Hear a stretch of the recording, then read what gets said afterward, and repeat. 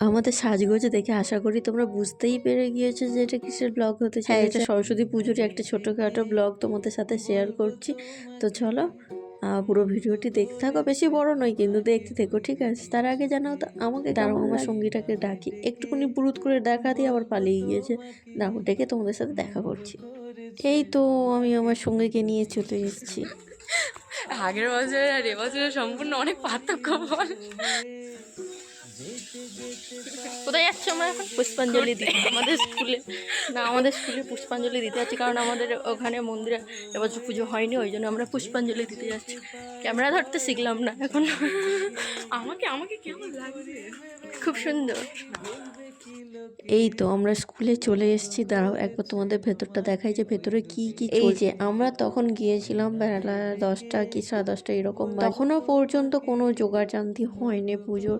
আমাদের অঞ্জলি দিতে দিতে প্রায় 12টা বেজে গিয়েছিল। আর এই রকম বেলায় পুজো বা পুষ্পাঞ্জলি হলে সরস্বতী পুজোর কোনো আমেজই থাকে। ছোটবেলায় কি সুন্দর ভোরবেলা উঠে স্নান দান সেই সাজুগুজু করে পুষ্পাঞ্জলি দিতাম, কিন্তু কেন জানি না এই এত বেলায় হলে সরস্বতী পুজো বলে মনেই হয়। এই যে আমার স্কুল, মানে বলতে পারো সেই ছোটবেলা থেকে এই স্কুলে পড়াশোনা করা 4 অব্দি, তারপর তো হাই স্কুল কলেজ, যাই হোক এইখানেই প্রথম শিক্ষার আলো জীবন। স্কুলের ভেতরে ঢুকে যতবার ঘুরে ঘুরে দেখছি ছোটবেলাকার স্মৃতিগুলো বারে বারে মনে পড়ে যাচ্ছে। যাই হোক এটাই তো জীবন।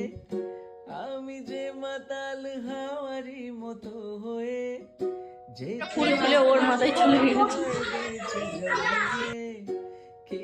না, এখনো পর্যন্ত আমাদের কোনো পুষ্পাঞ্জলি বা পূজার কোনো আওয়াজ পাইনি। যাই হোক এখানে বসে বসে যে কি যে বোর, কি বলবো।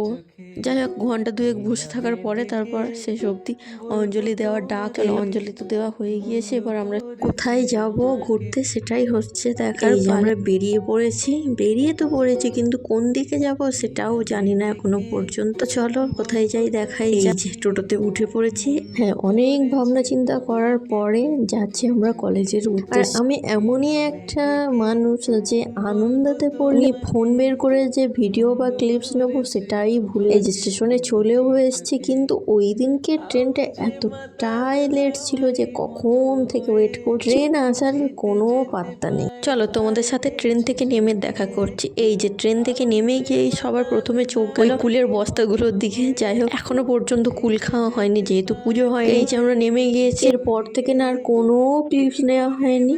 এই তো আমরা চলেও এসেছি ঘোরার জায়গাতে। এখানে এসে কয়েকটা ফটো ভিডিও করে নিলাম। আজ তবে আসি, বাই।